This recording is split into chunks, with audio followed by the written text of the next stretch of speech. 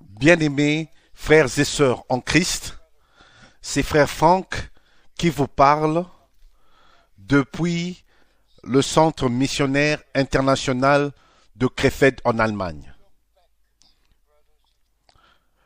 Nous regardons en arrière à un certain nombre de réunions, que ce soit à la fin du mois de décembre ou au début de janvier. Dieu a fait des grandes choses et à lui seul soit rendue la gloire. Le 24 décembre, nous nous sommes rappelés du prophète de Dieu, serviteur de Dieu, William Branham, fut repris dans la gloire il y a de cela 49 ans. Et la pensée me vint, peut-être que la 50e année pourrait être l'année de jubilé où tous reviendront à leur possession, comme c'est écrit dans Lévitique chapitre 25 et particulièrement au verset 9 et 10. Et autant pendant l'année du jubilé, les trompettes sonnaient, la liberté était déclarée et tous pouvaient retourner dans leur possession. C'était le plus grand moment pour une personne et c'est ainsi que nous croyons que Dieu a établi, a permis toutes choses et a programmé, a planifié toutes choses et nous sommes dans une grande attente et nous savons que Dieu seul a son objectif et va l'accomplir en son temps. Ce n'est que lui. En son temps, comme l'Écriture dit, quand les temps furent accomplis, ça peut sembler que ça prend beaucoup de temps avant le retour du Seigneur.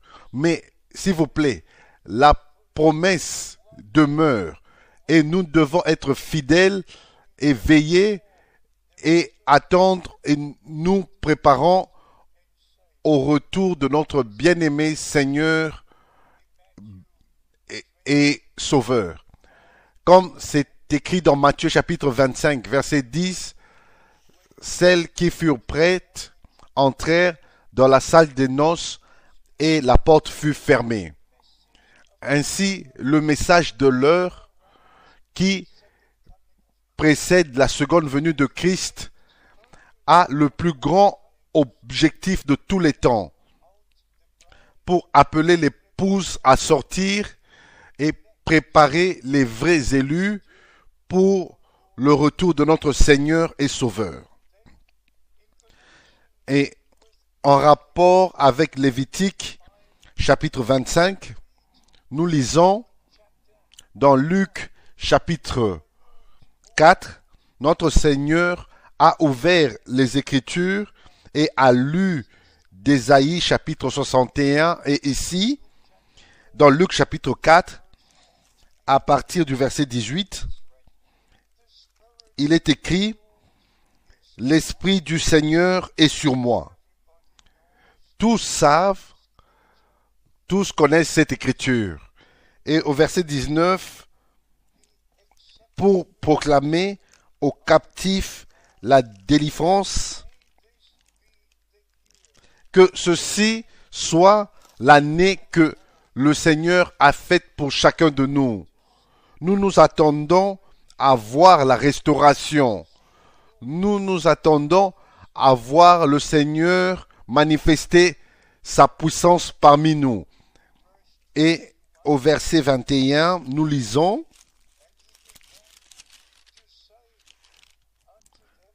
« Alors il commença à leur dire, aujourd'hui, cette parole de l'Écriture que vous venez d'entendre est accomplie.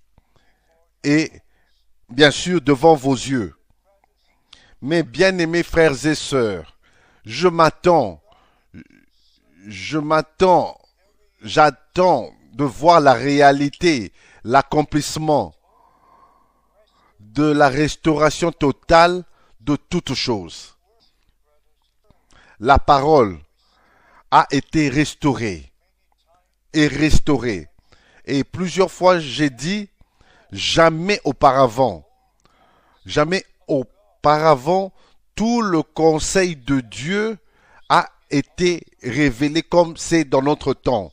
Et nous comprenons tous, la parole vient au prophète. Et William Branham était un prophète promis. Selon Malachie, chapitre 4, est confirmé par notre Seigneur dans Matthieu, chapitre 17, verset 11, et aussi dans Marc, chapitre 9, verset 12. Pour nous, cela veut dire vraiment beaucoup de choses, de connaître le plan du salut et de prendre part à ce que Dieu est en train de faire maintenant. Cela a une grande signification pour nous. Mais mes bien-aimés, si vous regardez dans le monde et particulièrement au Moyen-Orient, au Proche-Orient, la situation, bien-aimés, le temps est proche. Le retour de notre Seigneur est imminent.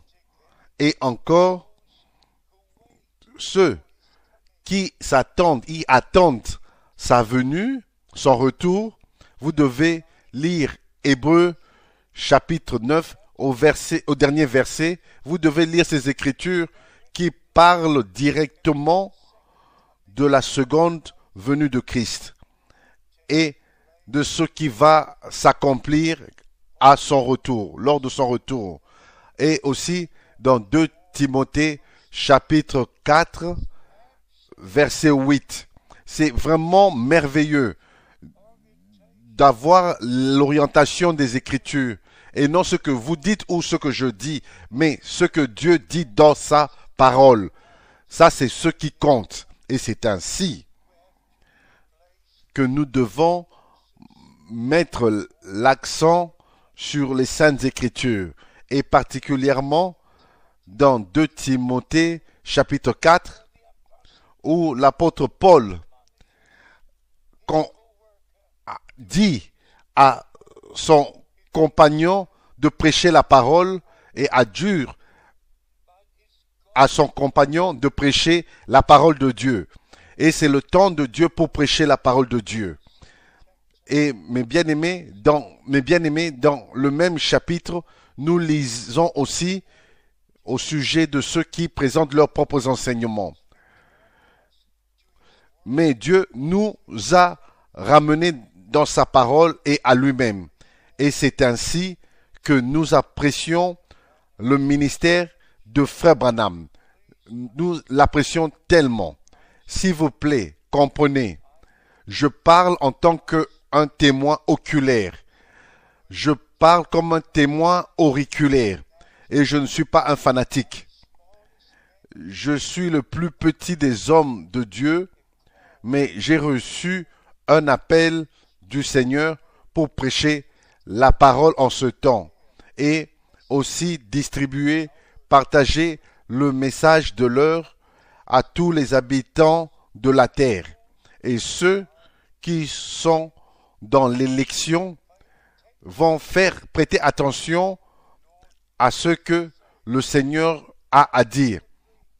Mais ça sera une bonne opportunité que vous sachiez que j'étais avec Frère Branham. Que ça soit dans ses réunions en Allemagne ou aux États-Unis ou en privé avec lui en décembre 1962.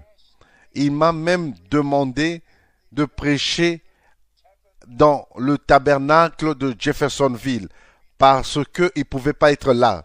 Et en décembre 1962, Frère Branham m'a demandé de prêcher à sa place à Los Angeles, où il y avait les réunions arrangées par Demos Shakarian dans la cafétéria Clifton. Ainsi, j'ai connu Frère Branham personnellement. Ce n'est pas seulement dans les réunions ou dans les interviews, mais j'étais avec lui dans la même voiture et mangeais avec lui autour de la même table. Ainsi, Dieu m'a accordé la grâce en tant qu'Allemand de connaître cet homme de Dieu personnellement. Et bien-aimés frères et sœurs, si je dis ceci, je le dis devant Dieu Tout-Puissant. Mon ministère est directement connecté au ministère de Frère Branham comme aucun autre ministère sur la surface de la terre. Il n'y a pas une autre personne qui puisse apprécier William Branham plus que moi je le fais. Et bien aimé, en même temps, je prêche Jésus-Christ, je prêche la parole. Je place chaque chose que William Branham a dite dans la parole de Dieu. Je n'ai pas deux choses, le message et la parole. Non, je n'ai qu'une seule chose. La parole, c'est le message, et le message est la parole pour ce jour. Ainsi, bien aimé, s'il vous plaît, arrêtez d'interpréter les déclarations difficiles que Frère Branham a faites, et particulièrement au sujet de ce qui va s'accomplir juste avant le retour de Christ. Laissez cela entre les mains de Dieu. Le Seigneur lui-même va achever son œuvre de la rédemption comme il a accompli son œuvre de la création. Pour cela, il n'avait pas besoin de l'apôtre Paul ou Pierre, il n'a pas besoin de Frère Branham, non plus Frère Franck. Ça sera l'effusion du Saint-Esprit, la manifestation de la puissance de Dieu, et ainsi les fils et les filles de Dieu seront manifestés. Ce ne sera pas que des paroles, mais ça sera la réalité. Et nous sommes sous cette grande attente de voir cela s'accomplir. Peut-être cette année sera l'année, notre Seigneur a dit quelquefois, quand vous verrez toutes ces choses dont je vous ai parlé s'accomplir, ainsi vous savez que le temps est proche et même à la porte. Maranatha, le Seigneur revient bientôt, vient bientôt.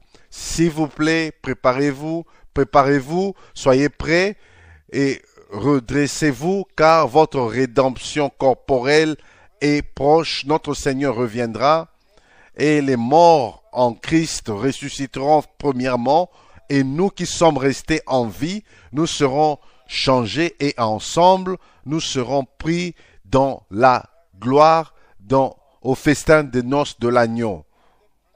Que les bénédictions du Dieu Tout-Puissant reposent sur vous tout au long de cette année, aussi longtemps que le temps peut durer. Que Dieu vous bénisse et qu'il soit avec vous dans le saint nom de Jésus. Amen.